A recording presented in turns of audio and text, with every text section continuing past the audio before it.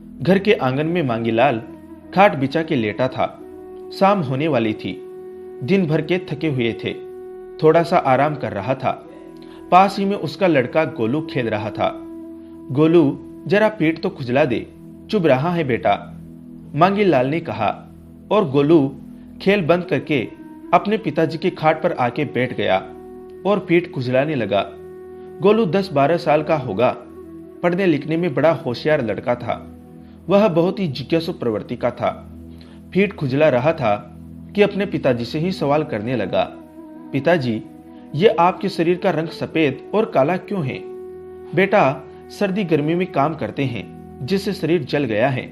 जो हिस्सा कपड़ों से ढका रहता है वह सफेद रंग है, जो खुला रह जाता है वह काला पड़ जाता है। इतने धूप में काम ही क्यों करते हो? काम नहीं करेंगे तो खाने के लिए पैसा कौन देगा? सुन के गोलू चुप हो गया। कुछ समय कुचलाया, फिर अपने खेल में लग गया। लेकिन मांगीलाल के चेहरे पर चिंता की लकीरें उभर आई। बस मेहनत ही तो करना हम जानते हैं। हमारे मेहनत का फल देना ऊपर वाले के हाथों में है। बस फसल पकने ही वाली है। एक पानी की जरूरत है उसके खेतों को।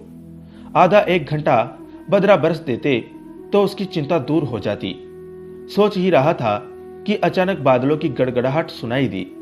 मांगीलाल झट से खाट से उठ बैठा और ऊपर आसमान की ओर ताकने लगा। बादलों की आवाज आई। उसकी घृणा देख अनुमान लगाने लगा। यदि वह बादल का टुकड़ा इधर आ जाता तो पानी बरस पड़ता, लेकिन मुश्किल है क्योंकि हवा की गति विपरीत है। सारी घटाओं को उड़ा के दूर ले जाएगा। और उसके चेहरे पर फिर चिंता की लकीरें उभर आई। तभी उसकी पत्नी मालती ने आवाज लगाई, घर में एक भी माचिस की डिब्बी नहीं है, जाओ ना दुकान से खरीद लाओ। मांगीलाल दुकान चले गए। कुछ देर बाद सचमुच पानी गिरने लगा, जो उसके अनुमान से उल्टा था। ऊपर वाले की मर्जी, वह चाहे तो कुछ भी हो सकता है। दोनों पति पत्नी के चेहरे खिल उठे। कुछ भी हो, धान की फसल अच्छी हो जाने पर गोलू के लिए कपड़े खरीद देना। मालती बोली, हाँ हाँ, पहले फसल तो कटने दो। और तुम्हारे लिए? मेरे पास भी कहाँ कोई ढंग की साड़ी है। कोई गांव जाओ तब अच्छा नहीं लगता है। तुम्हारे डर से कह नहीं रही थी। मालती शर्माती हुई बोली, ठीक है भगवान, इसी समय तो फसलों में बीमारियां आती हैं, उससे बच गए तो जरूर लाएंगे। फिर भी अब कुछ तो भरोसा हो गया है। ऊपर वाले की मर्जी रही तो सब ठीक ही होगा। मेरे लिए नहीं तो गोलू के लिए जरूर खरीदना। उसके पास तो बिल्कुल ही नहीं है। मांगीलाल मालती की बातों को समझ रहा था। वह जो बोल रही थी उसकी ममता थी बच्चे के प्रति।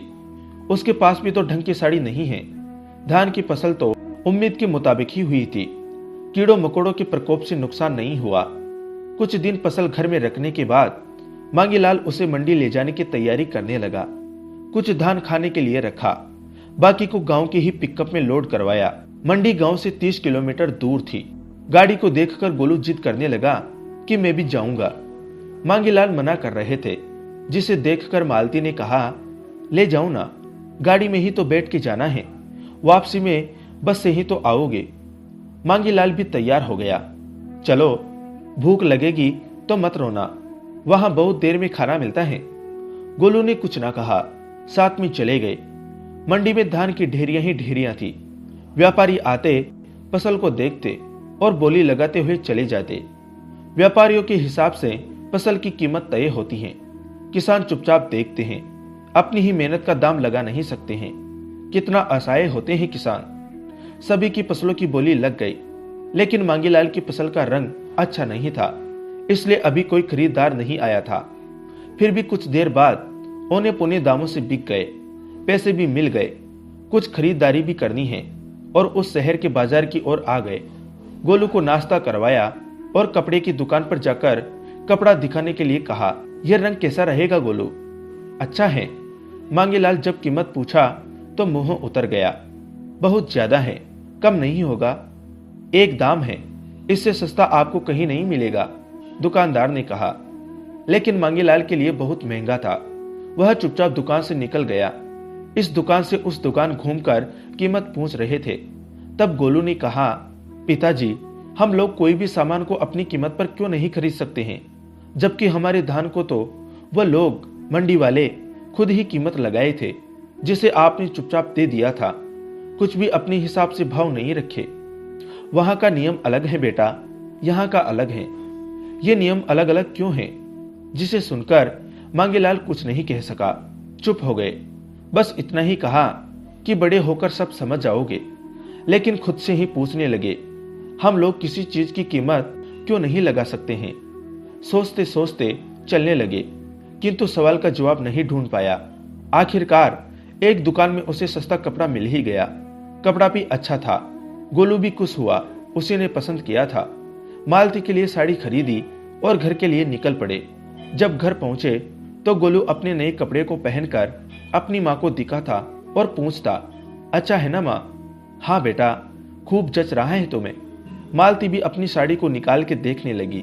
वह भी खुश थी, जिसे देखकर मांगीलाल भी बहुत खुश था। तभी मालती ने उससे पूछा, अपने लिए भी लाए हो ना? नहीं, मेरे पास तो अभी है। कुछ कर्ज है, उसे भी तो चुकाना है। अब पैसा बच जाएगा तब खरीदेंगे, उसने कहा।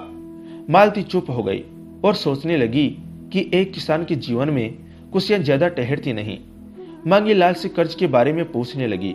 कर्ज की चिंता में कब अपनी साड़ी बगल में रखी उसे खबर नहीं रही। खुशियां गायब हो गई थी। धन्यवाद दोस्तों।